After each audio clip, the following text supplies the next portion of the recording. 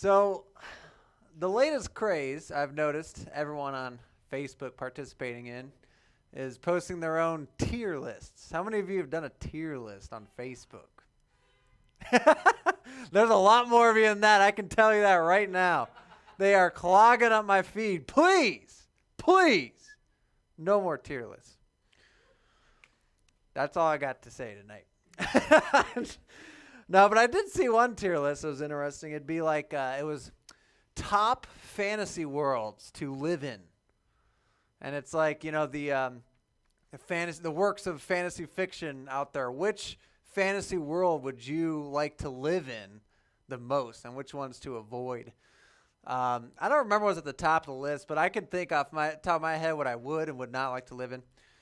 Would not Lord of the Rings. I love Lord of the Rings, but that world sucks. Like, that's basically always in perpetual warfare. And can you imagine just like an orc strolling up in your yard? Like, that's a constant danger, and goblins and stuff. That's spooky. I'm glad we don't have to worry about orcs and goblins. Fantasy worlds I would like to live in. Harry Potter. That sounds pretty cool. Having a wand, doing cool tricks and stuff. Pokemon. Seems like things are basically cool in the Pokemon world. And you get to like capture Pokemon and make them fight each other. And that's like totally morally acceptable. That sounds awesome. But fantasy worlds, yes. Fantasy worlds are something that I think increasingly as a culture we're spending more and more time in, living in our own fantasy worlds. Why? Because the world of the fantasy takes us out of the real world, and the real world right now kind of sucks, doesn't it? It's the escapist fantasy. If we could just get out, if we could just change, take ourselves out of this world, put ourselves at least mentally into a fantasy world where the majestic, the wonderful happens. It'll lift me out of the mundane familiarity of the same things happening day by day by day. Nine Inch Nails has a song called Every Day is Exactly the Same. And in today's COVID world, I think we all can identify with that. Being free of our circumstances. Now, here's the profound secret, though, of the Christian faith, is that Jesus came to help us live free no matter what our circumstances are. Yes, our circumstances may be difficult and may even feel mundane, but they don't have to dictate your well-being. We fly to these fantasy escape worlds because we want to escape the now and just imagine ourselves in a better reality. But God says, I actually have a pretty awesome reality to look forward to. Yes, that's worth dwelling about for sure. But even your circumstances now, there's no need to escape them. As a matter of fact, I'm going to teach you to live in them victoriously. Even if your circumstances don't change around you, you can still be okay. That's the message of Christ. See, in Corinth, as you've been reading the book of 1 Corinthians, their circumstances are this, that basically they're facing a lot of pressure from their culture. Pressure to bend, pressure to live like they are. And so what they're doing is living wild and free and giving in to, every kind of debauchery you can think of. And so these pressures are mounting for them. And Paul's challenging them to live differently. You don't have to live like the world just because you're getting pressure there. Live victoriously how you are. And so in this section here, they had already come to him basically with questions about like marriage and divorce and singleness, those circumstances. And so they're basically wondering, like, what options do we have to change our romantic circumstances to make ourselves happy? And so this is what Paul is going to address. He's going to address living victoriously in your circumstances, particularly as they relate to the area of romance. And so first he starts with the circumstance of marriage. Chapter 7, verses 1 through 2 says, "Now for the matters you wrote about, it is good for a man not to have sexual relations with a woman. But since sexual immorality is occurring, each man should have sexual relations with his own wife, and each woman with her own husband." Now, it's interesting that there seems to be a contradiction right off the bat. 'Cause he's like, it's good to not have sex basically. But also you can have sex, in marriage, but it's okay to have sex here, but not there, right? Obviously, this is a situational issue that he's bringing up. His main message here is that where sex works best is within the context of marriage. That's the design of sex. He understands that there's a sexual drive in every single one of us. How many of you have a sex drive out there? Yeah. I should throw this warning out there that, this teaching, since we're going to be talking about sex a little bit, probably rated PG-13, I might say. So, if you're not all about that, turn your radios off. Anyway, yes, sex, the design of sex, a beautiful design, a God-intended design, but intended for marriage. And that's where it works. Where it doesn't work is where you're throwing yourself all over the place to all sorts of people. That's sexual immorality, is sex outside of marriage. And that is the worst thing that you could possibly do to yourself.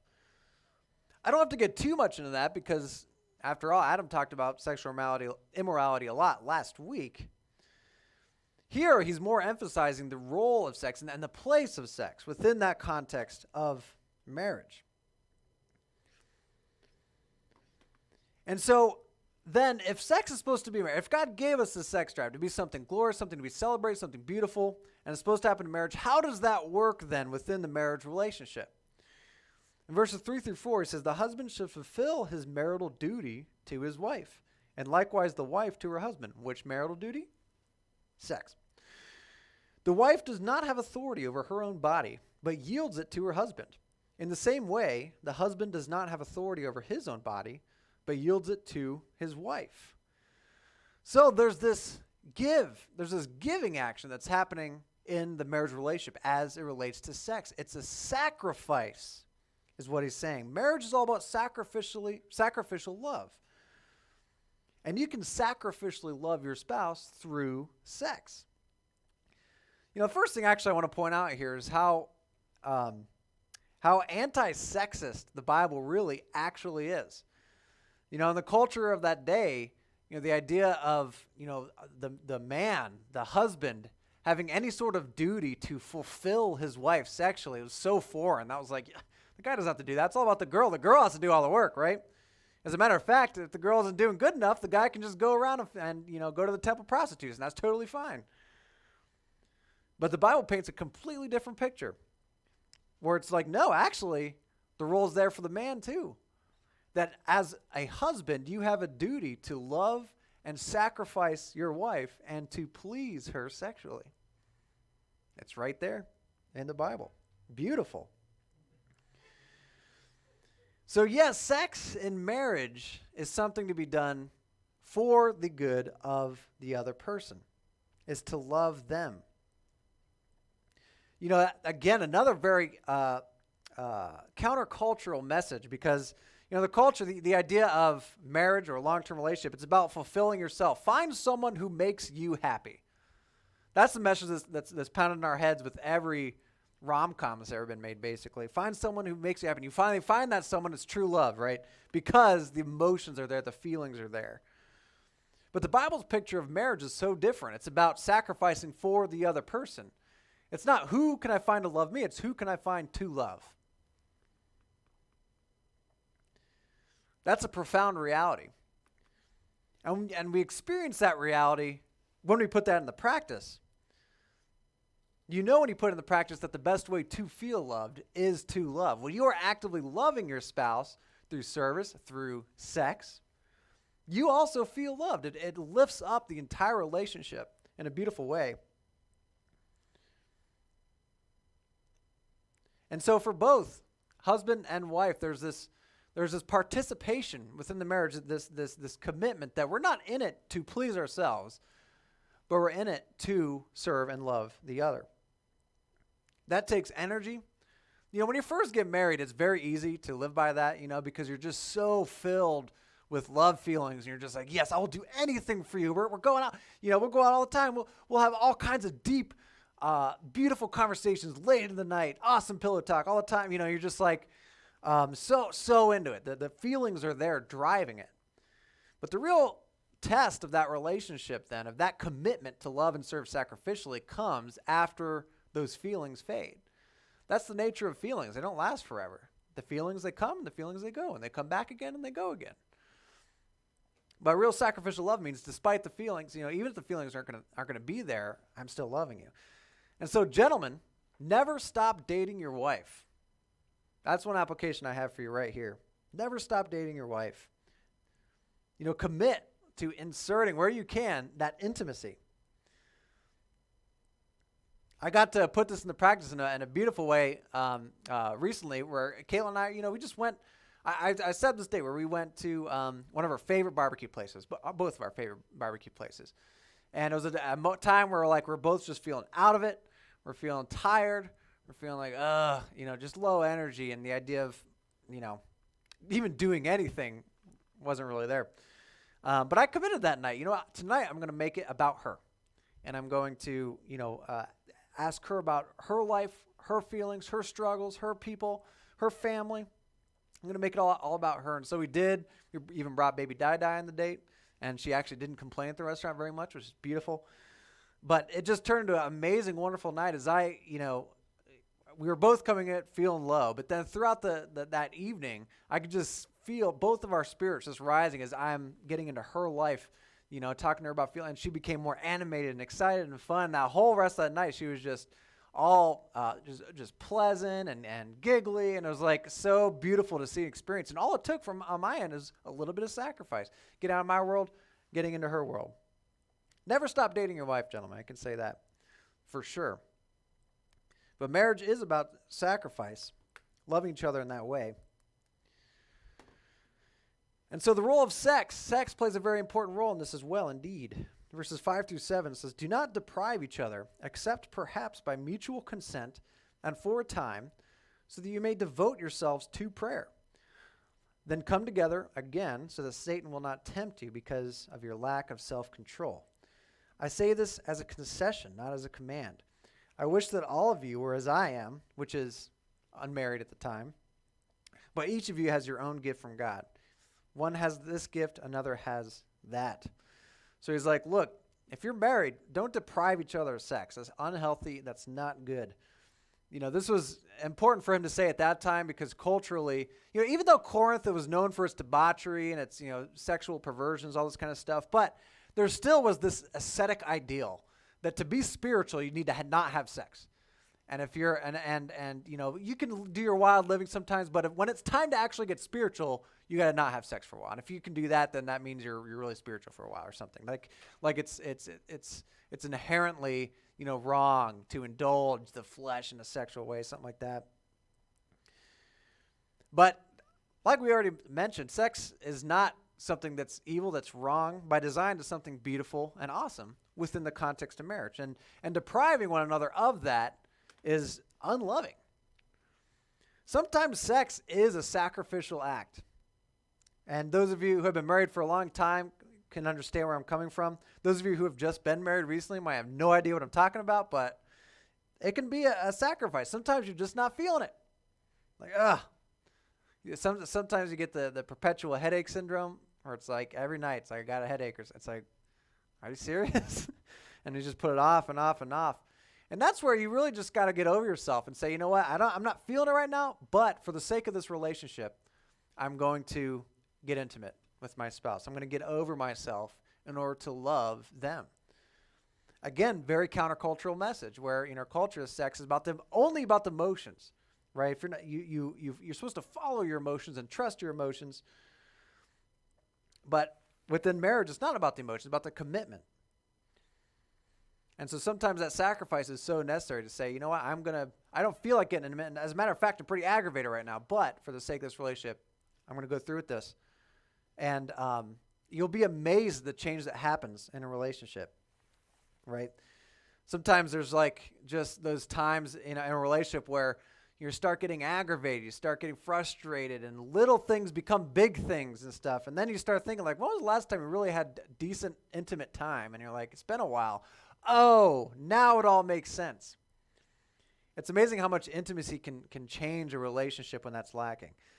it's not always like the answer, right? Sometimes there's actual real issues you got to talk about and deal with. But when you are lacking intimacy in a marriage, that becomes very evident very quickly.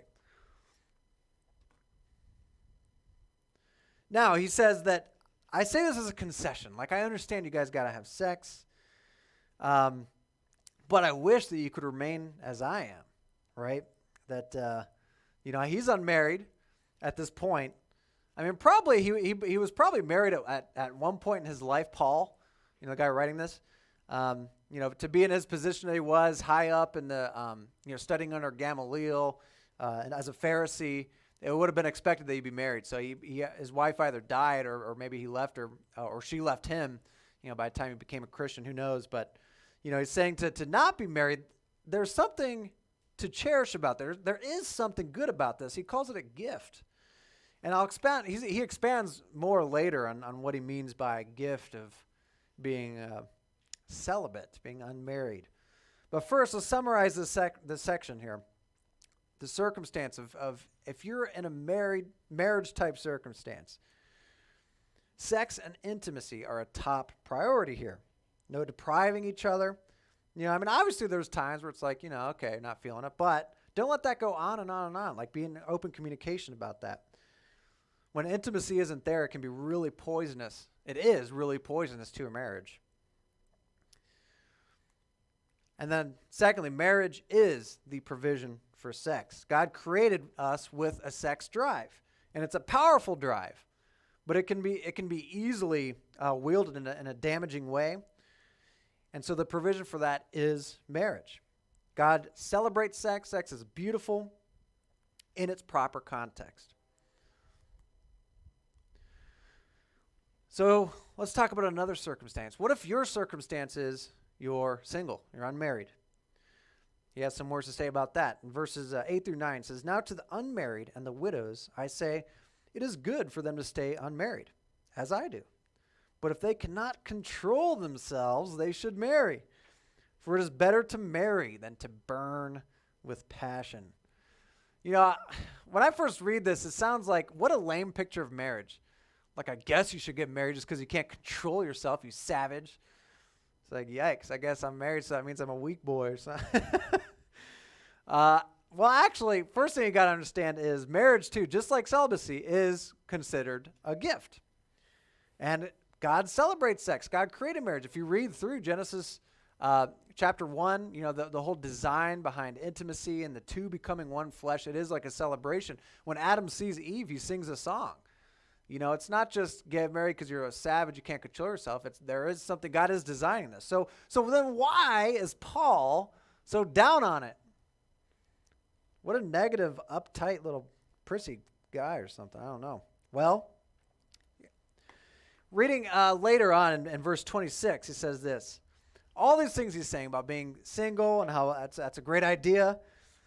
It's because of the present crisis, he says. I think that is good for a man to remain as he is, which would be single. What are the present circumstances? Well, we already talked about it. They're facing persecution, and lots more crazy, insane persecution in the years to come would follow. And so he's like, in light of how much people are going to suffer for being a Christian, it's worth considering whether it's worth being married or not. You know what really sucks? It sucks seeing your family get eaten by lions in the arena. That's terrible. And so it really brings up a question, if you're facing death for being a Christian, like adding the responsibility of a wife and a family, like it's not don't do it, but it's like you really need to consider that in that circumstance. Caitlin and I have already started a family, right? We have a young daughter named Diane, and but I'm thinking, like, if we didn't have Diane and we were living in a time where it's like, we could be killed for being Christians in the city of Kent, I would definitely be having conversations with Caitlin, like, are we sure we want to have a kid? Because that adds a lot of worry, that adds a lot of concern and danger, right? And do we want to put her through? I mean, you would have to start thinking. So you can understand Paul here when he's saying, like, right now, I would advise, stay single if you can. If you can. You can also really tell Paul's not trying to be legalistic here, right? If he was being legalistic, he'd say, don't get married. That's illegal. That's against the law for as far as I'm concerned, and you shouldn't be doing that. No, he's like, look, there's a provision for marriage. Do that if you want, but be single if you can too, you know. It's just beautiful, the freedom that comes in Christ. You know, Christ isn't all about handing down the rules, but there is, being a Christian changes your heart, and he gives you a new way of living, right? That's like, that makes more sense, and that is so chock full of freedom. You have so much freedom under Christ to live. It's a beautiful thing. He's not trying to cram down a bunch of regulations and laws down your throat, but he does have advice, and he does guide us, right, in the best directions. That's what Paul's trying to do with these guys. But he also has another concern about marriage, which is a valid point to bring up, whether you agree or disagree. I mean, verse 32 through 34, he says, I would like you to be free from concern. An unmarried man is concerned about the Lord's affairs, how he can please the Lord. But a married man is concerned about the affairs of this world, how he can please his wife, and his interests are divided. This is why singleness, he calls it a gift, is that it really does free you up to live your life fully for Christ. That is just an inescapable fact. You're you got to be. You got to be more devoted to Christ, and your interests aren't as divided. So he calls it a gift. Now, for those of you who are single out there tonight, you may not feel that way. You might not feel like the fact that I'm single right now, that's a real gift. You might be feeling like this kind of sucks. I really need someone in my life right now. I want to change my circumstance of singleness. I want to find that one for me. But may I just urge you, consider this. You are in such a special, unique situation in your singlehood that you might not see again, right? For you, you might eventually get married. As a matter of fact, the odds are stacked in your favor, right? Most people end up getting married. So that's ahead of you, and you're never, ideally, going to be single again. You're in a very unique spot right now where you are the most free, the most available for God that you're ever going to be again. I can tell you this from experience. Before I was married, I was way more free to do what I want whenever I want. That's a fact. Sorry, Caitlin, but it's true. Now, I'm very glad I got married. Caitlin's amazing. Diane's amazing. But I'm not quite as free as I was to do what I want when I want, right? There's more concerns that are on my plate I got to worry about. And so I wouldn't change my circumstance for the world, certainly. But, there is something about I do miss that freedom I had when I was single. Take advantage of that time. It is a gift. It's beautiful. It's a gift, not a curse. I had to change my thinking about this. When I was really late high school and early college, actually through most of college, almost when I was done, I was single.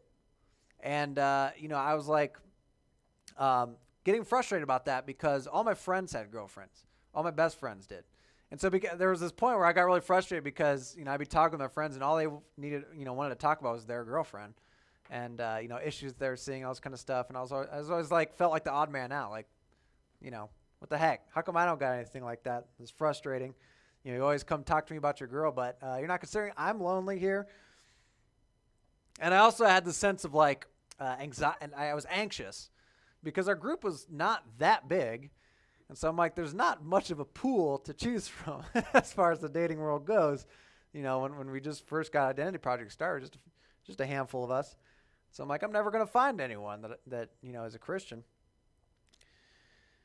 And so I started to get concerned about this. But, the Lord settled that in my mind because, I had to learn through that point. I had to go through a period where relationships weren't working and through a frustration and waiting longer than most of my other friends.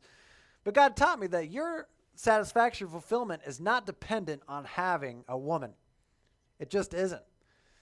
And lo and behold, as soon as I settled that within my heart and I was content to be where I'm at, God told me, and by the way, celibacy is not your gift, Kyle.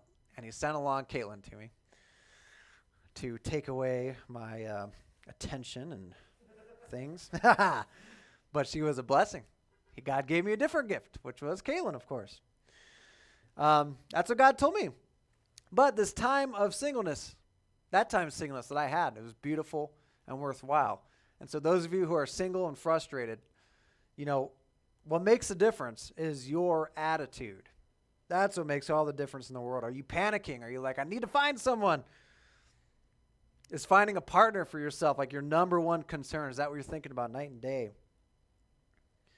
You got to change your attitude on this and see that your current circumstance is wonderful. There's something beautiful about it, and don't waste it. Learn from this. Let God teach you in your singlehood. You're going to be so free to focus in on Him. It's going to be a blast.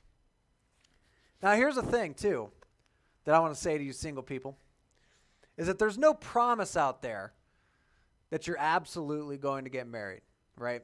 Because I told my story, and I settled singleness in my heart at the time, and then God sent me a woman. And what I'm not saying is God's going to send you a woman if you settle that in your heart, or girls, God's not saying He's going to send you a man. That's not a promise out there, for sure. Now, the real question there is, if that was the case, if it was the case that, yes, actually, you're going to be single forever, would you trust God in that? Would you be okay with that? Or is your following the Lord dependent on Him coming through for you in the romantic world? That's putting a condition there on your faith in the Lord, which is not good. God says, trust me, even if you don't get what you expect. Ultimately, God is sovereign, which means He's got a plan for you. He's got your life in His hand, and you can trust Him to do what's best and what's right by you, even if that means you don't get a significant other. You may get one, you may not. But can you trust God anyway? But ultimately, the main concern that Paul has is avoiding sexual immorality at all costs. That's really his main concern. If you want to be single, and yet you're struggling with sexual immorality, hooking up with people, it's like, look, that is where marriage becomes the out for that, right? Singleness is not for you if that's the case. Marriage is the solution. This is the advice I've given to couples who are dating and we're struggling with sexual sin on a regular basis. It was like, you either got to cut this off and run the opposite way like Adam was talking about last week, or you got to get married, right? Because God's provision for sex is marriage. And so, sometimes you run into situations where it's like, but they're not ready, right? Like they're struggling with sex here, but they're not ready to get married and stuff. And it's like, that might be true, but they might just have to, learn how to get past this in the context of a marriage. They're going to have to struggle probably at some point there in that marriage as the damage, from engaging, in immorality kind of takes hold.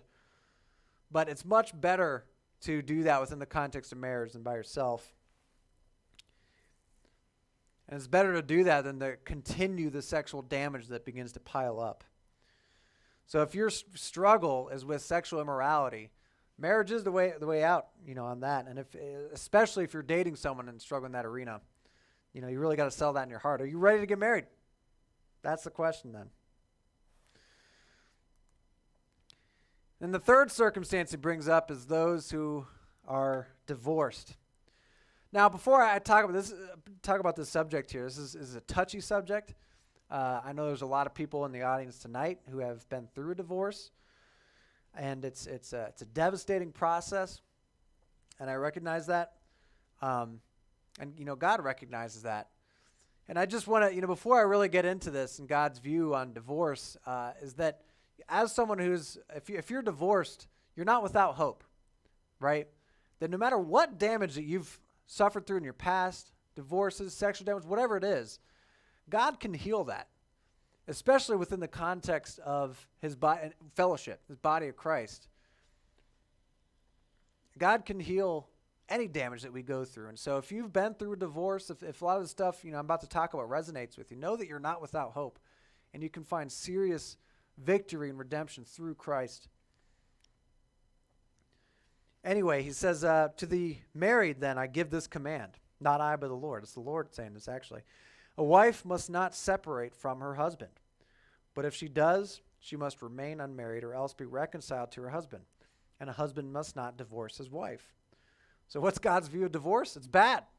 He doesn't like divorce. Divorce is the worst outcome in any marriage. Divorce is something that is incredibly harmful to both parties involved and especially to the children involved. And, this is something that we see worked out in real life. The stats back this up. I have some stats on this. Columbia University did a study a few years back on the effect of divorce and really also the positive effect of staying married, what that does too. And so the study says this: why should I stay married? Well, married men are less likely to commit suicide than men who are divorced or separated.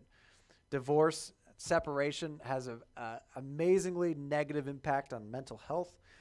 Married individuals have the lowest incidence of diabetes, hypertension, and heart disease.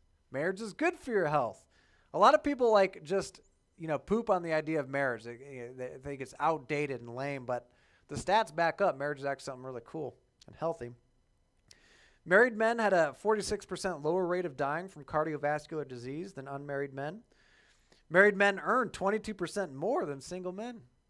I guess being married makes you more rich or something, but women who experience divorce face a 27% decrease in their standard of living. So across the board, mentally, economically, everything, divorce for adults is incredibly damaging, and it hurts. But where it really hurts especially is with the children.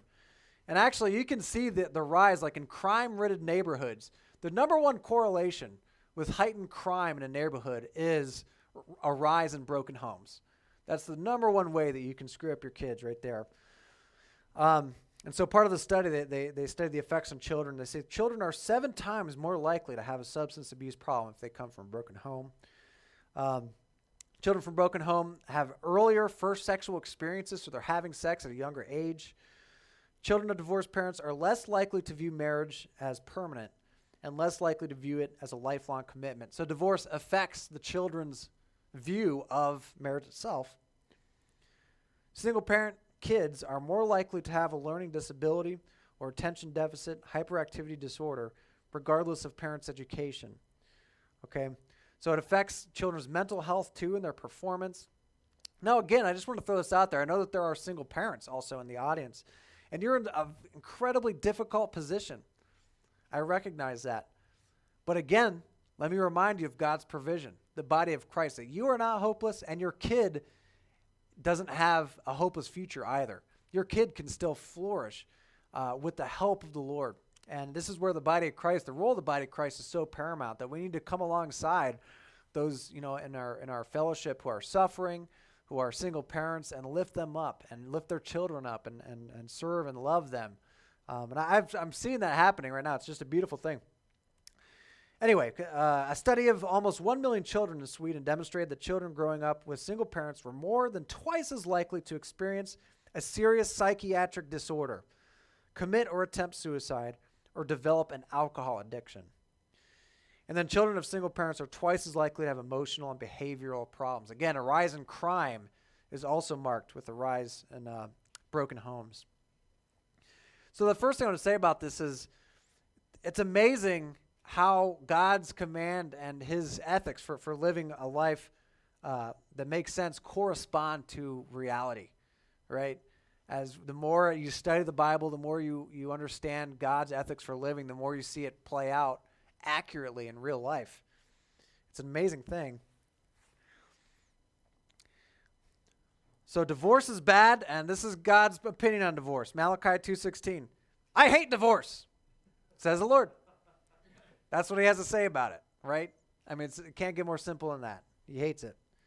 It destroys people's lives. It destroys children's lives. Now, two, I got to throw this caveat out there because he's saying don't divorce, but if you do. And so again, this is where there's like that not legalistic thing. There are instances where divorce is the only option, right? In the Bible, there's certainly allowance for unfaithfulness, a spouse cheating on the other. Sometimes there's no reconciliation available there. The trust is completely broken down and divorce remains the only option. Certainly in circumstances where abuse is going on, for your own safety and your children's safety, that sometimes that's the only option. Absolutely. But we got to put divorce in its proper context. It's not the first thing to jump to, right? Like, it's not to be used for, I'm just unhappy, or he changed, right? Or she changed, right? That's a common thing thrown out there. But then you ask that person's friends, do you think they changed? Like, no, they didn't change. What are you talking about? And it's like, oh, you just that original. You saw that person, your spouse, with like rose tinted glasses, originally, and then could only, it was all filtered through your emotions. But now you're seeing the real them over marriage. And so divorce is not a solution for I'm not feeling the love anymore, right? It's the last option. When all other options are exhausted, you go to a divorce just because sometimes it's necessary, but it's so damaging too. As a matter of fact, the statistics show that if you're willing to fight through and work through issues, even when they're at the most extreme, that's a better option than even getting a divorce, because oftentimes these things can be worked through and resolution met. Divorce is to be reserved for the last possible option. But sometimes that is the only option. That's true. Now, then he talks about, he says here, but if she does get a divorce, or he does, he said, it continues with the he as well in the next verses, but you must remain unmarried or else be reconciled to her husband. It's always better to be reconciled to the husband or to the wife after a divorce. And he says it's better, you must remain married.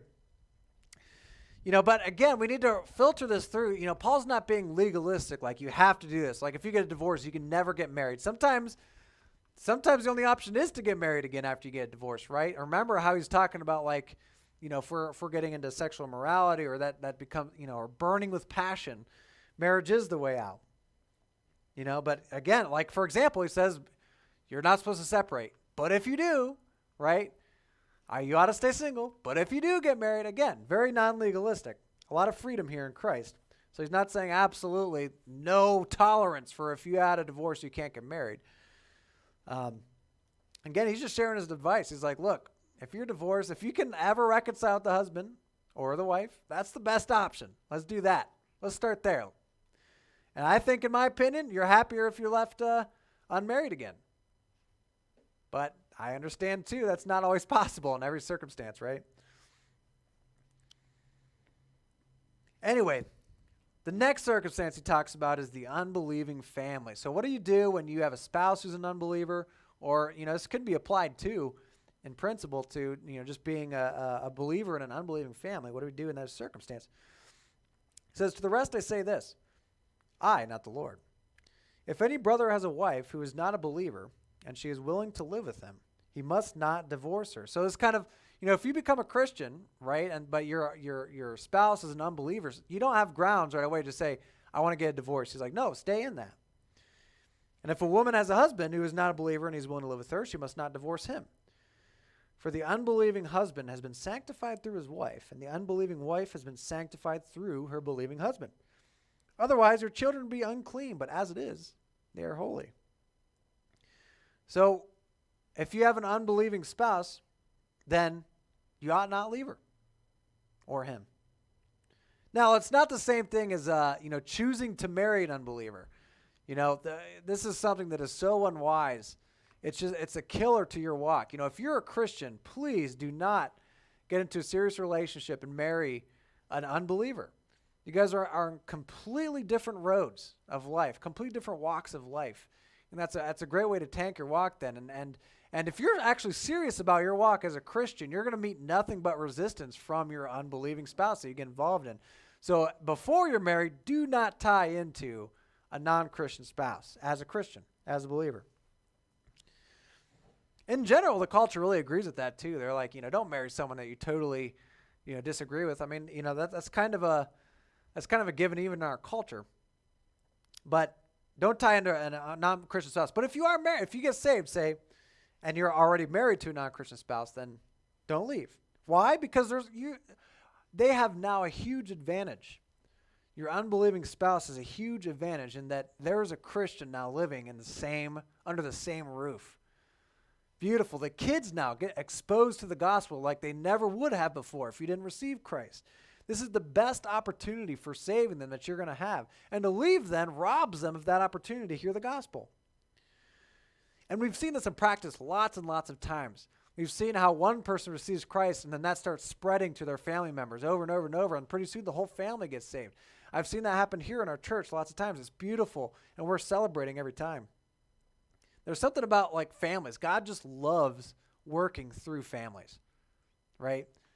And so as a believing family member in an unbelieving family, you got an excellent chance there, right? An excellent opportunity.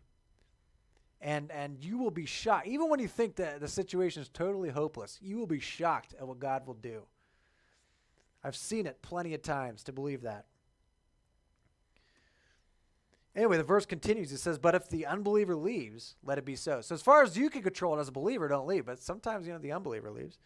Let it be so for the sake of peace. He says the brother or the sister is not bound in such circumstances. God has called us to live in peace. So as far as be up to you, live in peace with them. So if out of peace, they're like, I got to go. Not all about it. Let him go. How do you know, wife, whether you'll save your husband? Or how do you know, husband, whether you'll save your wife? It's never a guarantee. That's true. You can't guarantee that your family will come into a relationship with the Lord, right? And for some of us, that should be a weight off our shoulders because we kind of feel like if it's all up to me, if my family, don't receive Christ, it's all my fault. And like, actually, that's not in your control, right? Like sometimes you don't win. Sometimes, they have their free will. And so sometimes they're going to walk away. They're going to say no. That's not always up to you. But make the most of the situation that is there, right? So oftentimes persecution will happen when one family member receives Christ and they go and tell the rest. I have a family friend who was married and he received Christ. And he told me the story about how, like, as soon as he received Christ, he went back to tell his wife. And his wife was not happy because she had been around, other Jesus freaks and stuff and was like, I don't want anything to do with this. And so she told him, it's not going to be long till we're divorced. And he tried to make it work for 2 years after that. He tried to make it work and to love her and to sacrifice for her in a beautiful way. But in the end, she walked away. She couldn't take it anymore, even though he was faithful. And he had to put up with some of the most, worst, horrible things that she would say to him. And sometimes you do receive the hate like that, but he let her walk away. The point is making the most of the situation that you are in. You're not in control of your circumstances, right? But the circumstances you find yourself in, make the most of them. What you can be confident of is no matter the circumstance, Christ has a plan. Christ is sovereign. He'll take care of you. He knows what's best for you. Ultimately, it's about being set free from the expectation that my circumstances determine my well-being. He says in verse 17, nevertheless, each person should live as a believer in whatever situation the Lord has assigned them, just as Christ has called them. This is the rule I laid down in all the churches. Was a man already circumcised when he was called? He should not become uncircumcised. Was a man uncircumcised when he was called? He should not be circumcised. Circumcision is nothing, and uncircumcision is nothing. Keeping God's commands is what counts. Each person should remain in the situation they were in when God called them. Right. So historically speaking, the situation he was looking at was, there's pressure like, oh, if you want to be a Christ follower, that means you got to do the Jewish thing, get circumcised, follow the Jewish laws. He's like, no. You can come to Christ as you are. You don't need to change, these religious things that you're following. It's not about becoming, walking as a Jew now. No, it's about following Christ now and listening to him. No need to change completely, who you are to do that. Come as you are. There's no need to pretend, right, to be someone that you're not. You can come as you are now. It's not about cleaning up your act and being like, look, I'm a goody two-shoes guy, and so now God will accept me or something. No, you come as you are. Today, actually, I watched an awesome testimony from a guy named Mark Calloway. You guys ever heard of Mark Calloway? Otherwise known as The Undertaker. He's a wrestler. How many of you heard The Undertaker? Yeah. One of the greatest wrestlers of all time. Well, he's a Christian. Isn't that amazing? I didn't even know that till recently, but he's a diehard Christian. He's sold out for Christ 100%. He has this awesome testimony on YouTube where he's visiting this church and telling his testimony. But he's this rough guy, right? He's the Undertaker. He's the dead man walking. But he met this woman, his wife, who was also a wrestler, and she was a Christian. And so she tried to bring him around to his church, to her church, and he was like, I know what's going to happen. He's like, I know if I went, and the pastor would look right at me and call down fire and brimstone and burn me up because look at me, right? He's like covered in tattoos, rough, tough demon guy he like dresses up as in the ring. It's like, yikes. And he led a bad life. He lived to excess, he puts it. But then he went to church, and he didn't feel that way. He realized, what really struck him, he's like, I started sitting more and more on the edge of my seat as a message of grace was just pounded home. Like, no, it's not about pretending to be someone I'm not. I can be me. I can be the Undertaker and meet Christ. Christ will change me, yeah, but, I can come to him right now as I am. It's not about cleaning up me. It's not about pretending to be someone I'm not. And so he received Christ, and he made his life about following Christ. And so his situation he found himself in was, with all these other wrestlers who live debauched lifestyles. And he lives his life there like modeling what it means to be a Christian. And he's kind. And, there's like all these politics and stuff that gets played behind the scenes in the WWE. But he doesn't play those. He's like kind of the new wrestlers, and he lifts them up and promotes other people. And there's this documentary that WWE put out about, the end of the Undertaker's career. And like what everyone says about the Undertaker is he's the kindest, nicest guy in the WWE by far, right? And like everyone's blown away by how just wonderful and beautiful, loving a guy he is. And it's like, yeah, you know why? It's because he knows Christ, and he's making the most out of his situation. That's the thing. People don't feel like he's being fake either. They're not like, oh, now look, he's like, oh, I'm just nice Christian Undertaker. He's like, he's him. He's real. But he also, his life is about Christ now, and they understand that too. It's just a beautiful example of what it's like to take advantage of the situation that you're in right there. You don't have to pretend. You don't have to fake. You don't have to clean up your act. You can meet Christ, and you can live your life with Christ right where you're at right now. That's what really counts. And so if you would not consider yourself a Christian, that's what matters most to you right here, right now, is meeting Christ, encountering him in a personal one-on-one relationship. You can come into a relationship with the creator God of the universe at any time. You don't have to clean up your act. It's not about giving up your lifestyle. You can come to him right now. And then when you do receive Christ, God will put you in the circumstance that is best for you. He'll give you something to do. He'll make you significant. He'll fill you with a purpose and make life worth living because you're actually fighting for something worthwhile as opposed to passing your days consuming media all day or something, right? He gives us a purpose to live for, whatever that circumstance might be. Whatever the situation, then, for us as Christians, then, live for God. We don't have to worry about changing our circumstances in order to become fulfilled or happy. No, you can find that secret right now in the circumstance that you are in. He says in verse 21, it says, were you a slave when you were called? Don't let it trouble you. Although if you can gain your freedom, do so. For the one who is a slave when called to faith in the Lord is the Lord's freed person. Similarly, the one who is freed when called is Christ's slave. You were bought at a price. Do not become slaves to human beings. So God's not pro-slavery. There's arguments made like, oh, God, he likes slavery. It's like, what are you talking about? Actually, slavery is not cool to God. The point of coming wasn't to end slavery because it was to bring the gospel, which was way more impactful and would end up ending slavery anyway. Point is, being a slave isn't good. It's something to seek being out of, he actually says here. Right? It says, avoid slavery if possible. Get out of slavery. Be free if you can. But even if you are a slave, even in that circumstance, as bad as that is, still you can live for God and make it count. I suppose, maybe we don't practice slavery today, but we could equate that maybe with poverty. Poverty in the Bible is something that God says is to be avoided. It's not good to be impoverished, right? Obviously, it's bad to seek wealth, as your primary motivation, but poverty is to be avoided actually, and so we're supposed to seek getting out of that. He tells us, but Even if you are in poverty, even then, God can use you. Even then, you can be significant. Even then, God is in control, right? And you can trust him. Ultimately, the main point there is God is the one who's in control. God's the one who is trustworthy. Whatever your circumstance, wherever you find yourself, God can work with that. Paul says this in Philippians 4:12-13. I know what it is to be in need, and I know what it is to have plenty, and I have learned the secret of being content in any and every situation, whether well-fed or hungry, whether living in plenty or in want. I can do all this through him who gives me strength. Now, this is one of those verses at the end there that's always taken out of context. I can do all things through him who strengthens me.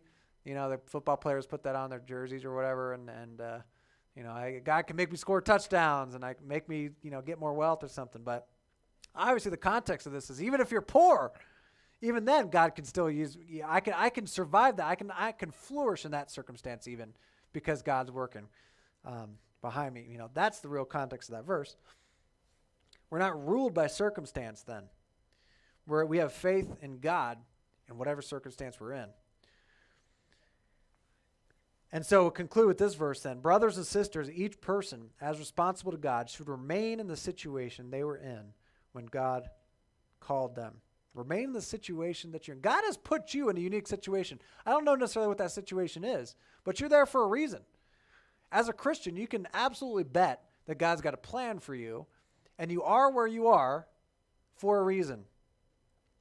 What that means for us is to not be flighty. Don't be a flighty person.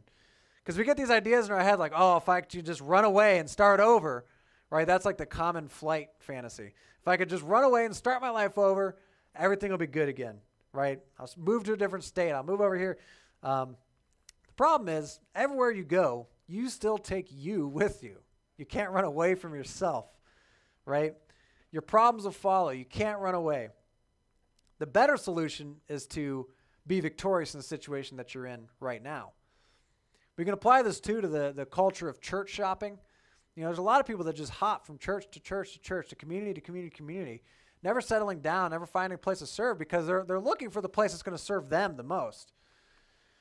But, what is their situation? It's about finding a situation, that you're in and then flourishing there, right? The flightiness, the hopping, the finding the best deal out there, that's what we need to avoid and be careful of. Where you're at right now, make the most out of that. God may open up an opportunity and bring you to that opportunity. For example, my family, I grew up in Columbus, but we moved up north here to become part of what would become Freedom Fellowship when I was just a kid. Now, here's the big difference, though. We weren't running away from Columbus. We weren't fleeing Columbus. We were coming to where God was leading, which was here. God may call you to somewhere else, absolutely. But we got to be careful of is we're not just running away from something else because you ultimately can't run away. I've had fantasies like this. I was in college. I was in high school too. I was in a number of situations where it was like, oh, if I could only change this, if only I could go to that cell group over there where there's more fun, or that home church over there. They seem like they have more fun. We're struggling to grow, and I just want to change, right? But God was teaching me there, no, look, you're here in this home church. You're here in this cell group for a reason right now. Make this work. Make this work. You're here for a reason. We got to check those flights of fancy that we get up in our minds sometimes. Just get out and just move and make the most of where you're at. Make that meeting work, right? Yeah. It's okay to honk there. It's fine. Ultimately, then, this is what the secret is then to being free from circumstance, right? It's understanding that God has put you somewhere for a reason and grow there. Grow where God has put you. In the area of intimacy, it's in marriage. Invest in intimacy there. If you're married, make that relationship about sacrificial love and increasing intimacy, not depriving one another. That's what it is to maximize that marriage relationship, right? Make sure the intimacy is there. If you're single, take advantage of your singleness. That's not a curse, as you may feel in your heart. It is a blessing. And so what a great opportunity that you have that may not be there much longer, right? Take advantage of your singleness, learn from it, learn the lessons you need, and you're so free right now. You have this fantasy idea maybe of marriage and of having kids and stuff, but there's a lot of good things about it, but I'm telling you, it's not going to be all roses, right? You're going to look back sometimes and be like, whew, I kind of miss that single period of my life. But you're in that period of life right now. Take advantage. But marriage is beautiful still, right? Marriage is also a gift. Maximize that. And then ultimately see the opportunities that God put you before you right now. In your home church, in your cell group, wherever you're at, maximize that. I'm going to go ahead and pray for us. We'll do some Q&A after that. So you text in your questions. Don't forget that if you have the number.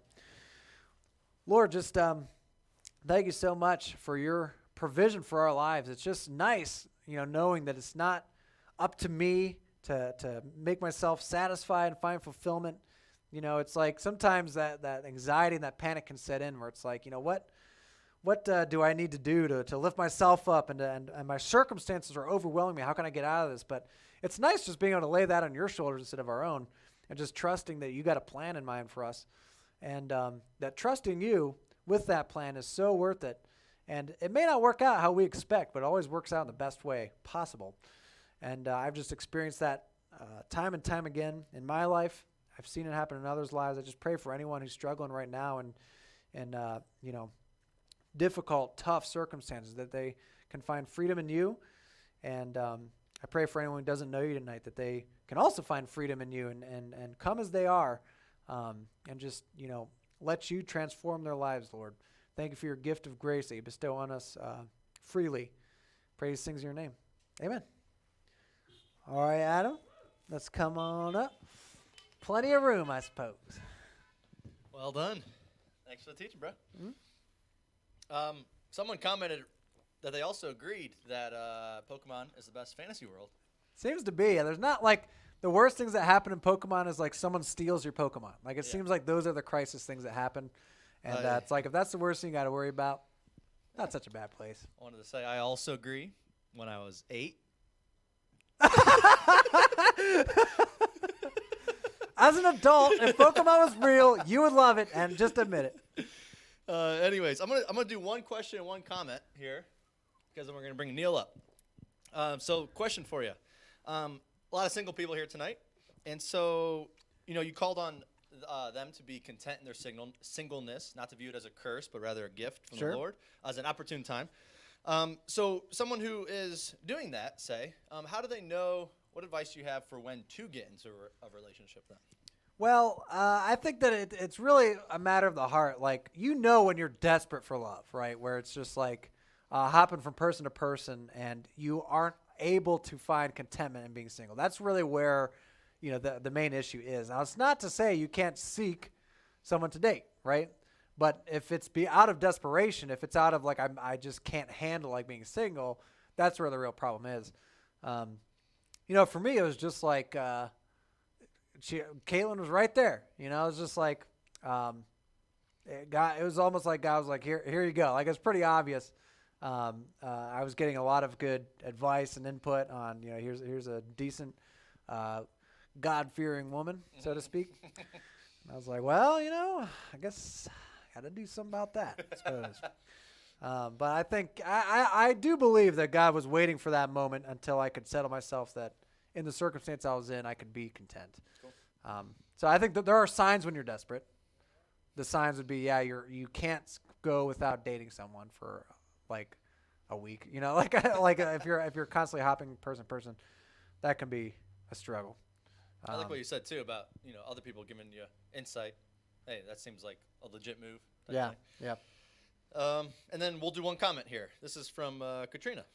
She says, I remember a time in my life when my discipler asked me if I would be willing to trust and walk with the Lord, even if he never gave me a husband. Whew. Her first thought was, hell no. Her words, not mine. Come on. Hell no, I know where to go to find a man. Yeah. The bar. But as I sought the Lord and decided to trust him, even in this area of my life, he led me to my husband, Rick. Yeah. I would never have found a man like him at the bar. Praise the Lord, I was challenged to pursue God instead of my feelings. Yeah. Shout out to Rick. Woo, woo. Very nice. Yeah, that's a beautiful comment there. Big role, too, in kind of deciding that is the body of Christ, having close relationships. That's always good running that stuff by people that you really trust. What about this guy? Should I, check him out or whatever? that can oftentimes we have the blinders on and we can't see, you know, what we ourselves are doing, but getting input from trusted friends, Christian friends is really key in navigating successfully the romantic world, I think. Yeah.